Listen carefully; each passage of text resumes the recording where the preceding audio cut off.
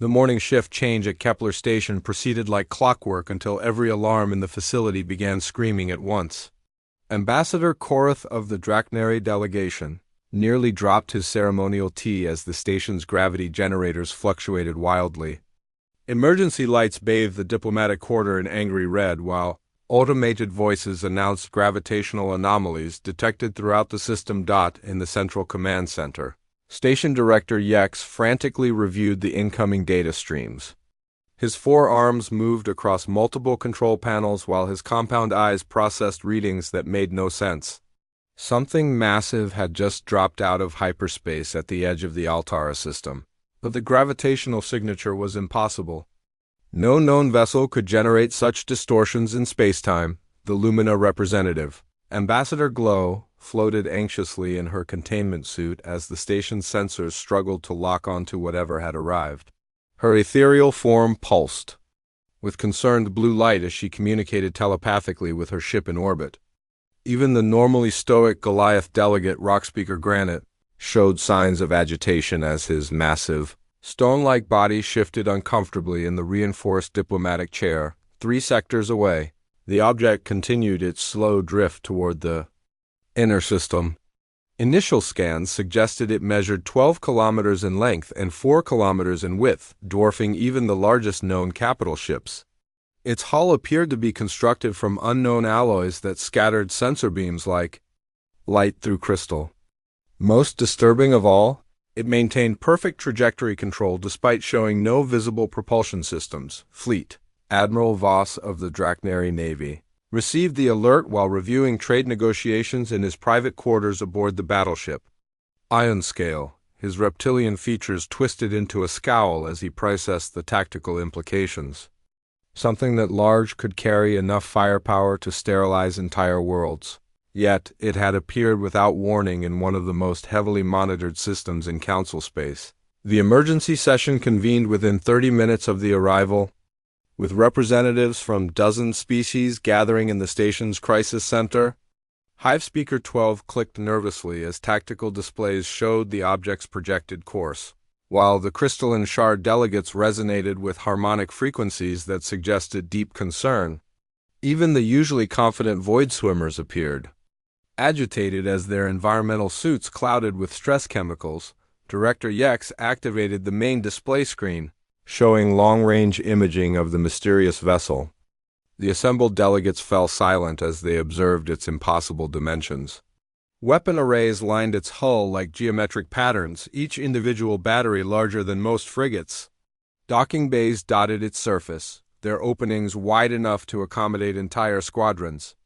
Most unsettling were the sections that appeared to be residential areas, complete with transparent sections revealing what looked like parks and recreational facilities. The Draknari intelligence officer, Commander Zek, provided the first tactical analysis. His species had encountered thousands of different ship designs during their expansion across the galaxy, but nothing in their databases matched this configuration.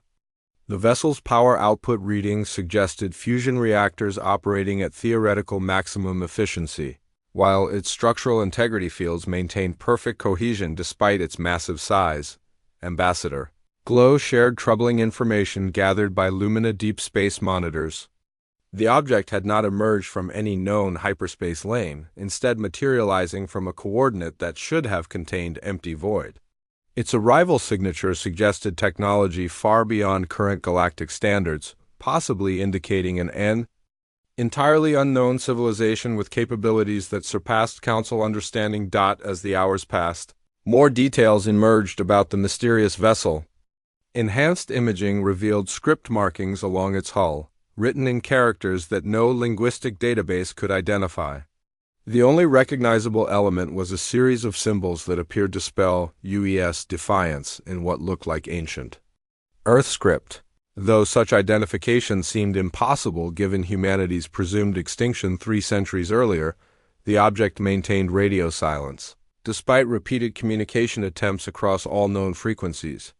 Its course remained steady toward the inner system, showing no acknowledgement of the growing fleet of Council vessels converging on its position.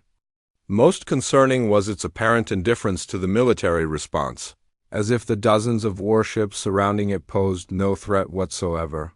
Fleet. Admiral Voss ordered his ships to maintain defensive positions while attempting to establish contact with the intruder. The Iron Scale and her escort vessels formed a picket line along the object's projected route, their weapons powered but not targeted. Similar formations from other species created a loose perimeter around the massive vessel, though none dared approach too closely. The breakthrough came when Hive Speaker 12 managed to detect faint electromagnetic emissions from the object's hull. The pattern suggested active scanning systems mapping every ship in the surrounding fleet, analyzing their capabilities with methodical precision. Whatever intelligence controlled the mysterious vessel was studying their council forces with the same curiosity that the aliens showed toward it. Ambassador Korath voiced what many were thinking, but none dared say. The object's design philosophy appeared almost familiar, reminiscent of extinct Earth naval vessels scaled up to impossible proportions. If humanity had somehow survived their apparent nuclear extinction and developed such technology in secret, the implications for galactic politics were staggering. The Goliath delegate Granite added his species' perspective through slow, measured statements carved into stone tablets. His people's historical records contained references to humans as unusually adaptable and resourceful, traits that might have enabled survival under conditions that would destroy other civilizations. The possibility that Earth's children had returned with capabilities beyond council understanding created strategic concerns that transcended normal diplomatic protocols. As the object approached the middle system, its details became clearer through advanced telescopic arrays. The vessel was not just a ship, but an entire floating city, complete with infrastructure that suggested a permanent population. If this was indeed a human vessel, it represented technological advancement that placed them decades ahead of current galactic civilization. The Council delegates faced an unprecedented situation. First contact protocols assumed dealing with primitive civilizations seeking guidance and protection. The massive vessel approaching their position suggested instead that humanity had returned to claim their place among the stars with technology. That made Council fleets seem obsolete by comparison. Director Yex prepared emergency communications to Council Central, knowing that the next few hours would determine whether this encounter led to peaceful contact or devastating conflict. The silent arrival had shattered assumptions about galactic balance of power, leaving everyone to wonder what other surprises humanity might have prepared during their centuries of apparent absence from the cosmic stage. The bridge of the UES Defiance hummed with quiet efficiency as dozens of human officers monitored the alien fleet scrambling around their vessel. Captain Alex Rivera studied the tactical display with satisfied attention, watching a ship after ship of various alien designs attempted to form some kind of defensive perimeter around his supercarrier. 300 years of careful preparation had led to this moment. Lieutenant Beth Park approached with the latest intelligence report, her tablet displaying detailed analysis of every alien vessel within sensor range. The ship's artificial intelligence system, Oracle, had been cataloging alien technology since their arrival, finding most of it surprisingly primitive compared to human standards. The largest alien battleship registered barely 1/10 the mass of the Defiance, while their weapon systems appeared to rely on outdated plasma technology that humanity had abandoned decades ago. In the depths of the supercarrier, Chief Engineer Meh Patel supervised the massive fusion reactors that powered their journey between stars. The Defiance operated 12 independent reactor cores, each one capable of powering entire cities. Back on Earth, the excess energy fed into manufacturing systems that could produce everything from food to starship components using raw matter. Conversion, technology that the surrounding aliens seemed to consider impossible. The communication array finally detected coherent signals from the alien fleet, transmitted on frequencies that suggested limited understanding of quantum entanglement principles. The message itself proved even more amusing to the human command staff. Station Director Yex demanded identification papers, travel permits, and immediate compliance with something called galactic law. As if humanity needed permission to travel through space they had explored centuries before most of these species achieved flight, Rivera composed his response with careful consideration for diplomatic protocol, though his words carried unmistakable authority. Humanity acknowledged no government beyond their own elected leadership and recognized no law except that which protected human citizens and interests. Earth's children had returned to claim their rightful place among the stars, not to beg for acceptance from species that had assumed humans were extinct. The alien reaction was predictably bureaucratic, with multiple species demanding explanations for human presence in their space and threatening consequences for violating their territorial claims. Director Tom Wright, head of Colonial Affairs, laughed quietly as he read through the increasingly frantic communications. The aliens seemed genuinely confused by the concept that humanity might not care about their territorial boundaries or regulatory frameworks. Admiral Beth Stone appeared on the main view screen via quantum entanglement communication from her flagship somewhere in deep space. Her presence alone sent shockwaves through the human command structure, as everyone knew that Stone commanded the largest military force in human history. Her calm demeanor suggested that the Defiance was merely the opening move in a much larger strategy. The situation escalated when Fleet Admiral Voss of the Drakneri announced his intention to board the Defiance with what he termed the Customs Inspection Team. The presumption that aliens could simply invite themselves aboard a human vessel struck the bridge crew as both amusing and insulting. Rivera decided that a demonstration of human capabilities was necessary to establish proper boundaries. The Defiance responded with surgical precision that left the alien commanders stunned. Point defense systems that the aliens had not even detected suddenly came online, disabling the approaching Drakneri shuttles with shots placed to cripple their engines while leaving life support systems intact. Each tungsten round was fired with computer-guided accuracy that would have been impossible using alien targeting technology. The message was clear without being explicitly threatening. Human weapons could have destroyed the shuttles completely, but chose instead to demonstrate restraint and precision. The implication that human gunners could have targeted any system on any ship in the alien fleet was not lost on the various military commanders watching their displays. Fleet Admiral Voss found himself in the embarrassing position of requesting rescue for his inspection team, whose disabled shuttles were now drifting helplessly in space. The Defiance responded by deploying recovery drones that gently towed the alien craft to safe positions, once again demonstrating technology that surpassed anything in the alien arsenal. The drones themselves were marvels of engineering that operated with independent intelligence. The diplomatic channels buzzed with outrage and confusion as various species demanded explanations for human actions. Ambassador Korath accused humanity of aggressive behavior, while Hive Speaker 12 clicked angry harmonies about violations of peaceful contact protocols. The Lumina representative, Glow, pulsed with concerned yellow light as she tried to mediate between increasingly hostile factions. Rivera finally agreed to meet with council representatives, but only on human terms aboard the Defiance under human protection. The invitation was extended to 3 senior delegates who would be permitted to dock with proper diplomatic immunity. However, they would submit to human security protocols and accept human authority while aboard the vessel. The selection process among the aliens proved chaotic as various species argued over who deserved representation in this historic first contact. Eventually, Drakneri Admiral Voss, Lumina Ambassador Glow, and Hive Speaker Prime 12 were chosen to represent the Council's interests. Their shuttle was escorted by human fighters whose performance capabilities made the alien pilots nervous.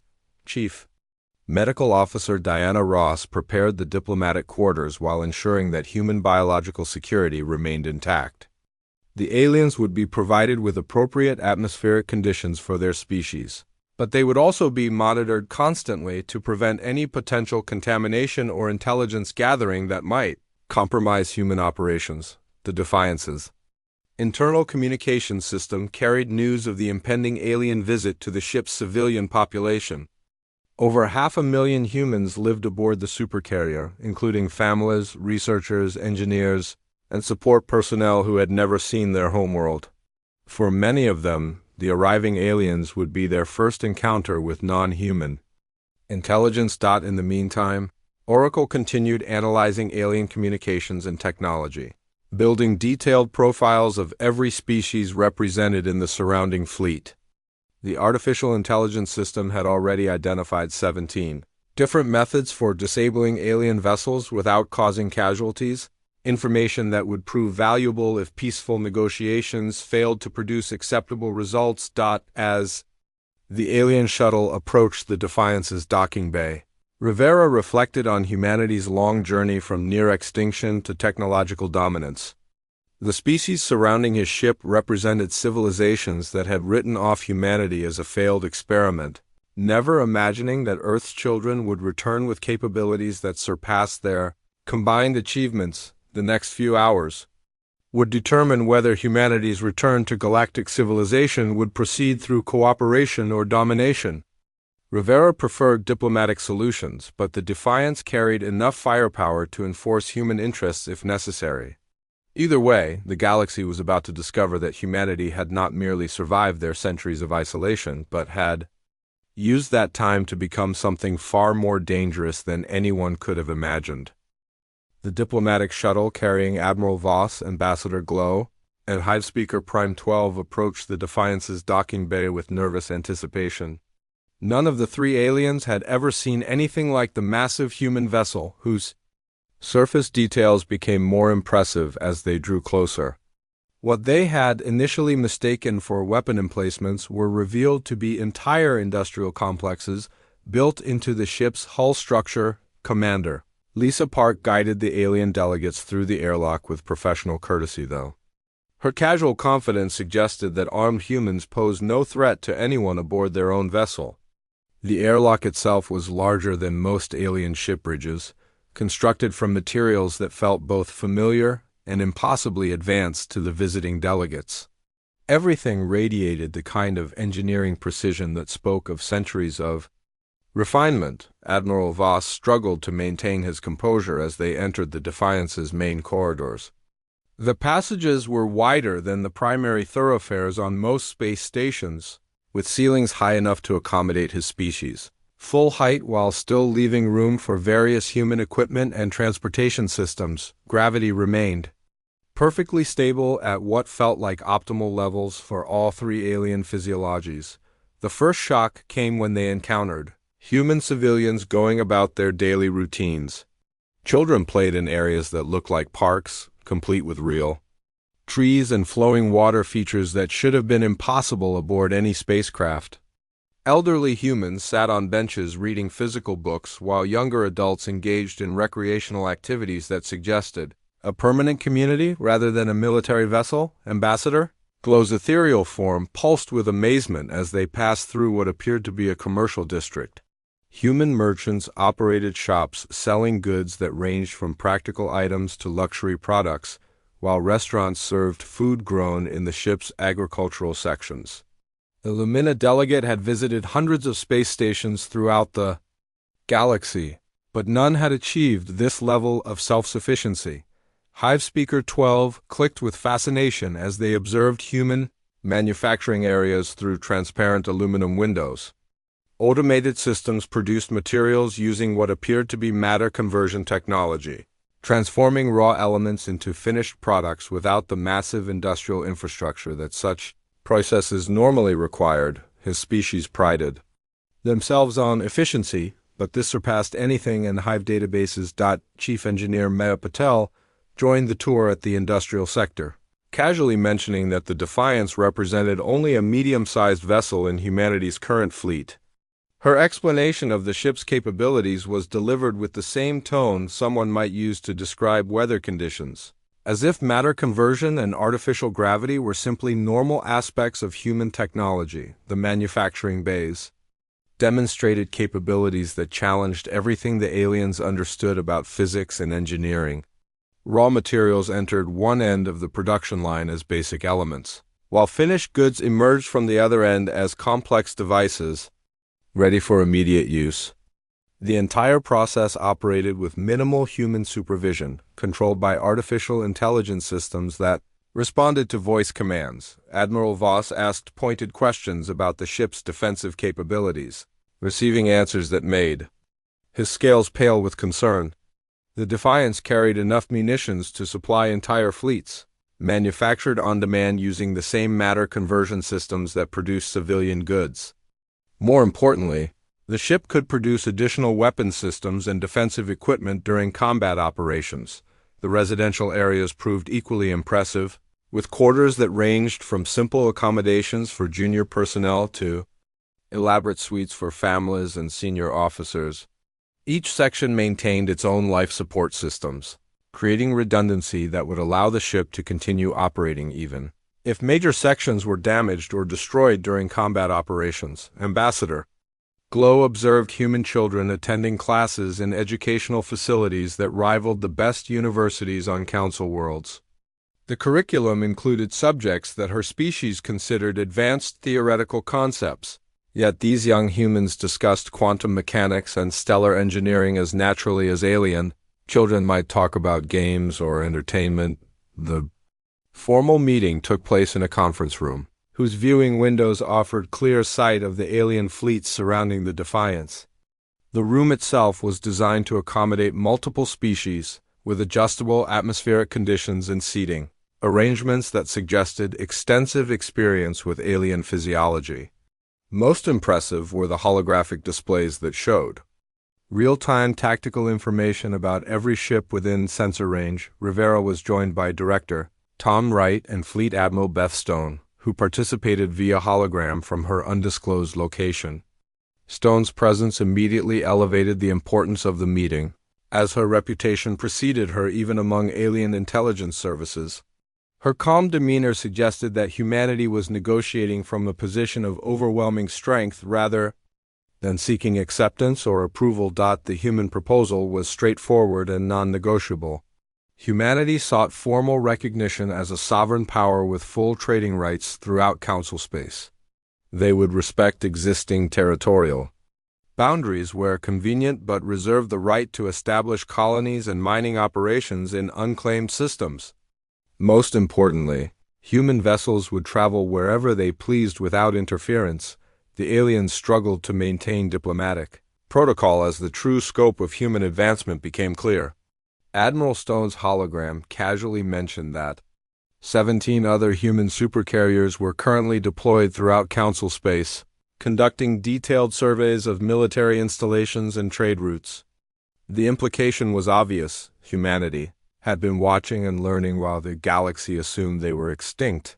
Director writed additional details about human colonial expansion, revealing that dozens of worlds now supported human populations, using technology that allowed terraforming in decades rather than centuries.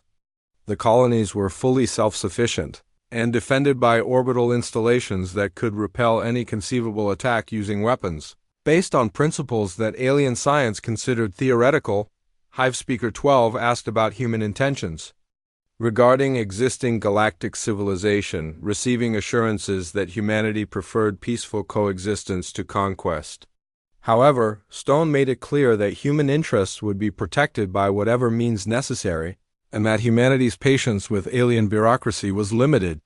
The galaxy could adapt to human presence or face the consequences of resistance. The tour concluded with a visit to the ship's command center, where human officers monitored activities throughout multiple star systems, using sensor networks that the aliens had never detected. The technology demonstrated capabilities that made traditional concepts of military intelligence obsolete, suggesting that humanity knew more about galactic affairs than most governments knew about their own territories. As the alien delegates prepared to return to their shuttle, Maya Patel offered a final demonstration of human manufacturing capabilities. Using raw materials collected from space dust during their conversation, the matter conversion systems produced 3 identical gifts, crystalline sculptures that incorporated elements from each delegate's homeworld, created in real time using atomic manipulation techniques. The return journey to Kepler Station proceeded in stunned silence as the 3 aliens processed what they had witnessed. The humans had not simply survived their apparent extinction but had used their isolation to develop capabilities that placed them decades ahead of galactic civilization. The Defiance was not just a ship but a mobile nation with technology that made Council achievements seem primitive by comparison. Admiral Voss began composing his report to Fleet Command while knowing that his superiors would struggle to believe the reality of human advancement. Ambassador Glow contemplated the diplomatic implications of dealing with a species that possessed overwhelming technological superiority but seemed genuinely interested in peaceful relations. Hive Speaker 12 calculated the economic opportunities that might emerge from trade with a civilization that could manipulate matter at the atomic level. The galaxy was about to discover that humanity's return would reshape every aspect of interstellar politics, economics, and military doctrine. Emergency sessions at Kepler Station erupted into chaos as reports flooded in from across Council space. Human ships had revealed themselves near every major military installation, trade hub, and colonial world throughout the galaxy. The vessels made no threatening moves, but their sudden appearance shattered the illusion that the Defiance was humanity's only asset in the region. Council security Director Kex paced frantically around the crisis center as his staff processed intelligence reports that painted an impossible picture. Human ships were observing Draknari fleet movements near their home system. Others monitored Lumina energy collection stations around stellar bodies. Some had taken positions near Hive agricultural worlds where they studied alien farming techniques. With systematic thoroughness, the most disturbing reports came from deep space monitoring stations that detected human vessels in systems that were supposed to be completely empty. These ships appeared to be conducting detailed surveys of asteroid fields and planetary resources, mapping the galaxy with an efficiency that suggested they had been operating undetected for months or possibly years. Director Yex coordinated communications between dozens of panicking government officials while trying to maintain some semblance of order at the diplomatic station. His compound eyes tracked multiple data streams simultaneously as species after species reported the same phenomena. Humans were everywhere, watching everything, and had apparently been doing so long before the Defiance made its dramatic appearance. Fleet Admiral Voss struggled to process the tactical implications as his intelligence officers updated their estimates of human capabilities. If the reports were accurate, humanity possessed a fleet that outnumbered all Council military forces combined. More concerning was the technological advantage that allowed human ships to remain undetected until they chose to reveal themselves. Security Director Kex demanded immediate military action against what he characterized as a clear invasion of Council space. His proposal gained support from several member species, who viewed humanity's surveillance activities as acts of war that required decisive response. War fleets began mobilizing across 3 sectors, preparing for coordinated strikes against human positions. Ambassador Glow attempted to mediate between increasingly hostile actions, arguing that humanity had demonstrated restraint and appeared genuinely interested in diplomatic solutions. Her pleas for caution were overshadowed by security concerns and wounded pride as various military leaders struggled to accept that their forces had been so thoroughly outmaneuvered. The Goliath delegate Granite provided sobering analysis through his carved stone tablets. His species' long lifespan allowed them to remember historical patterns that shorter-lived races forgot. The systematic revelation of hidden human assets suggested careful planning and strategic thinking that indicated sophisticated leadership and clear long-term objectives. Hive Speaker 12 offered economic perspectives that complicated the military discussion. The human technology demonstrated aboard the Defiance represented advancement that could revolutionize galactic industry and commerce. Destroying such capabilities through warfare would eliminate opportunities that could benefit all species for generations to come. News of the military mobilization reached the Defiance through communication networks that the aliens had assumed were secure. Rivera received detailed reports about fleet movements and strategic planning from human intelligence sources that had apparently infiltrated Council command structures at the highest levels.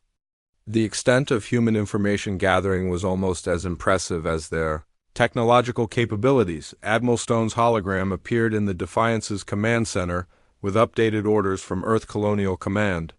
If the Council wanted a demonstration of human military capabilities, humanity would provide one that left no doubt about the consequences of choosing conflict over cooperation. The target was already selected, an uninhabited system containing a rogue planetoid. The Defiance moved toward the designated system with escort vessels that revealed themselves for the first time since arriving in Council space. 3 human destroyers and a heavy cruiser accompanied the Supercarrier, each one displaying technology that surpassed anything in the alien arsenal. Their formation flying demonstrated precision that spoke of extensive training and superior coordination systems. Director Wright prepared diplomatic channels to ensure that the upcoming demonstration would be witnessed by representatives from every major council species. The event would be broadcast across galactic communication networks with full technical analysis provided to anyone who requested detailed information. Transparency would eliminate any possibility of misunderstanding about human intentions. The target planetoid measured roughly twice the size of Earth's moon, composed of solid rock with trace metal deposits that made it suitable for mining operations. Its orbit around a dying star had been catalogued by Council surveys decades earlier, but no species had claimed the worthless chunk of stone for development or resource extraction. Maya Patel supervised the preparation of humanity's response to Council military threats. The Defiance's main battery consisted of magnetic rail systems that spanned the Supercarrier's entire 12-kilometer length. These weapons could accelerate tungsten projectiles to significant fractions of light speed, delivering kinetic energy that surpassed most stellar phenomena. The human fleet took position at maximum safe distance from the target, while sensor drones deployed throughout the system to record every aspect of the demonstration.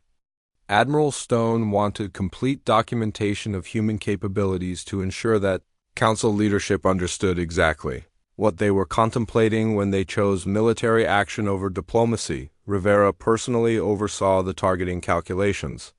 As the Defiance's artificial intelligence systems mapped the planetoid's structure and composition, the shot would be precisely calibrated to demonstrate maximum destructive potential, while avoiding any debris that might threaten inhabited systems. Even in warfare, humanity maintained standards that protected civilian populations. The projectile launch was almost anticlimactic from the human perspective. Magnetic field generators hummed quietly as they accelerated a single tungsten rod along the rail system, building velocity until the projectile achieved the desired speed. The visual effect was minimal, just a brief flash of light. As the round departed the ship's hull, the impact was visible across multiple star systems as the tungsten rod struck the planetoid at relativistic speeds. The kinetic energy release created a brief artificial star that outshone the local sun, followed by a shockwave that scattered debris across the entire system. What had been a solid planetoid became an expanding cloud of superheated particles. The demonstration was broadcast simultaneously to every major population center in Council space, accompanied by technical analysis that explained exactly how the destruction was achieved. Human commentary emphasized that this was the result of a single projectile fired by one ship, not the combined firepower of humanity's entire fleet. The psychological impact on alien military commanders was immediate and devastating. War fleets that had been advancing toward human positions suddenly halted. Their movements as tactical officers recalculated the odds of successful engagement. The planetoid had been destroyed by technology that made conventional weapons seem like primitive tools. Emergency communications flooded human diplomatic channels within hours of the demonstration. Species that had been demanding military action now requested immediate peace negotiations. Council Security Director Kex found himself isolated as former allies abandoned their aggressive postures in favor of diplomatic solutions. Admiral Stone's final message to Council leadership was delivered with characteristic directness.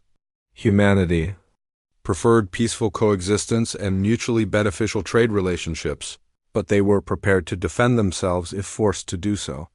The choice between cooperation and destruction belonged entirely to the alien governments that were still processing the implications of human capabilities. Rivera observed the alien fleet dispositions from the Defiance's command center, noting how quickly military formations dissolved once their commanders understood the true balance of power.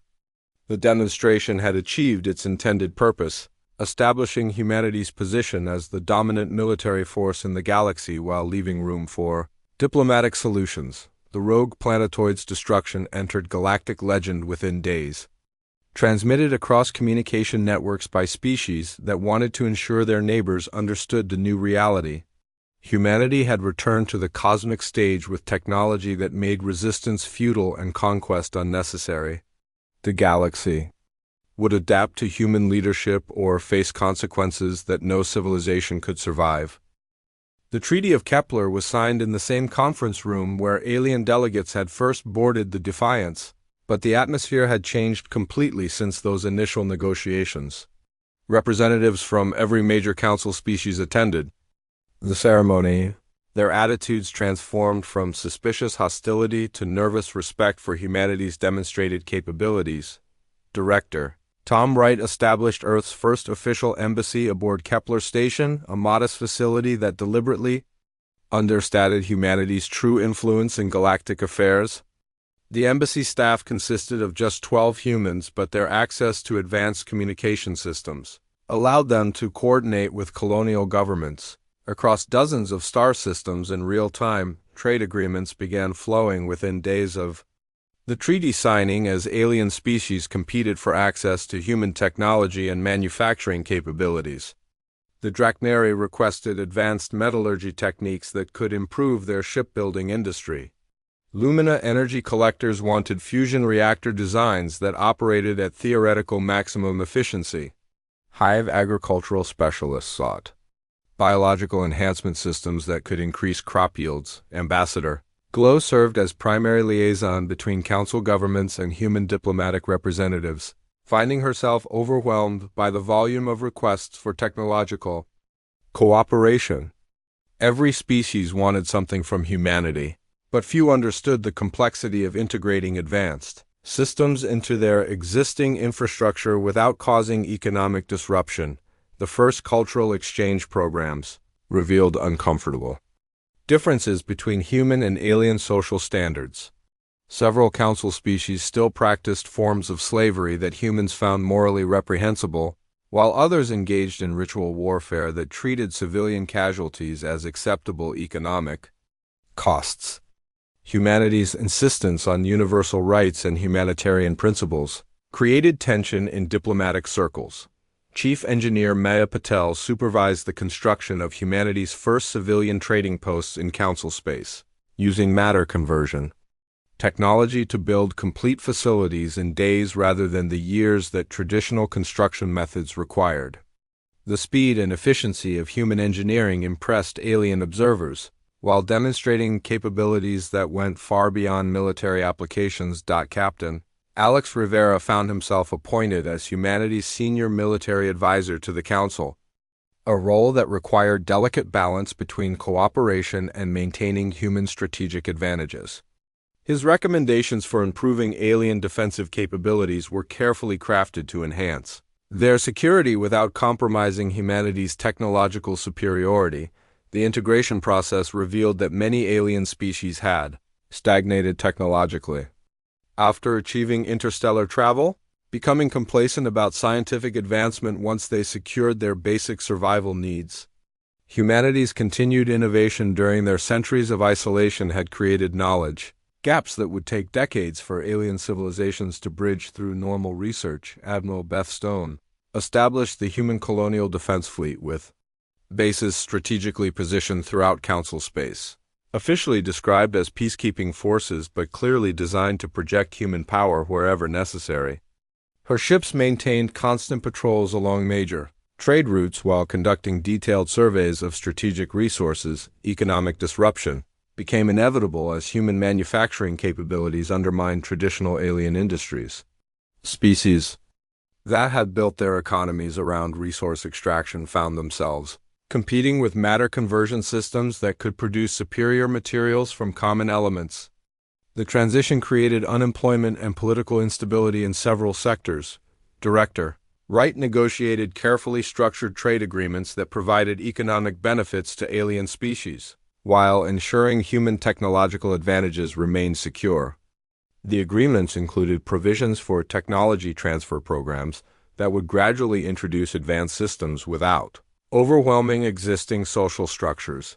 Hive Speaker 12 became an unexpected advocate for human integration, arguing that his species' collective decision-making processes were well suited to managing the social changes that human technology would inevitably create. His support provided crucial political cover for other species that wanted to embrace human advancement while maintaining cultural independence. The first military cooperation exercises demonstrated the vast gulf between human and alien capabilities. Council forces trained alongside human units in scenarios that revealed how thoroughly traditional tactics had become obsolete.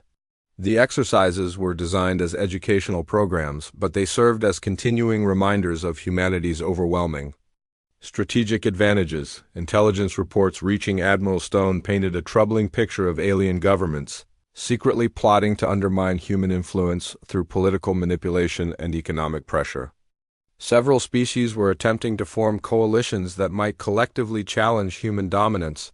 Despite the obvious futility of such efforts, cultural exchange students from various alien species began attending human educational institutions aboard the Defiance and other civilian vessels.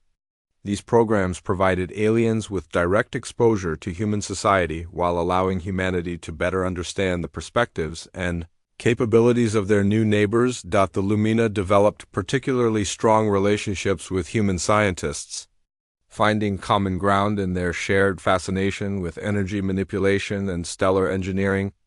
Collaborative research projects began, producing innovations that benefited both species while demonstrating the potential for genuine cooperation between different forms of intelligence. Medical cooperation programs revealed that human healthcare technology could extend lifespans and improve quality of life for most alien species, but the treatments required extensive modification to account for different physiologies. The research provided new insights into biological systems while creating goodwill between human and alien populations. Ambassador Korath struggled to adapt Draknari military doctrine to account for human technological superiority, finding that traditional concepts of territorial defense became meaningless against weapons that could destroy planets from interstellar distances. His species began focusing on internal security and police functions rather than external military threats. The Goliath delegate Granite provided historical perspective on the long-term implications of humanity's return to galactic civilization. His carved stone record suggested that the current period of adjustment would continue for decades, as various species adapted to new political and economic realities created by human advancement. Rivera prepared for the Defiance's return to Earth space, knowing that his mission was complete but that humanity's integration into galactic society had only just begun. The Supercarrier had successfully announced humanity's presence and secured recognition as a major power, but maintaining that position would require continued vigilance and careful diplomacy. The final diplomatic reception aboard Kepler Station brought together representatives from dozens of species in an unprecedented celebration of interstellar cooperation. Human officers mingled with alien delegates in an atmosphere of mutual respect that would have been impossible just months earlier. Admiral Stone's farewell message to Council leadership emphasized humanity's commitment to peaceful coexistence, while reminding everyone that human interests would be protected by whatever means necessary. Her words carried the weight of demonstrated capability that made threats unnecessary, while ensuring that boundaries remained clearly defined. As the Defiance prepared for its departure, Rivera stood in the observation lounge watching alien ships maintain respectful distances around the human supercarrier. The galaxy had stopped and stared at humanity's arrival, but the real work of building lasting relationships between different forms of intelligence was just beginning. The hyperspace jump back to Earth space symbolized humanity's successful return to the galactic community. But it also marked the beginning of a new era where human values and capabilities would shape the development of interstellar civilization. Earth's children had claimed their place among the stars, and they were determined to use that position to create a galaxy worthy of their highest aspirations.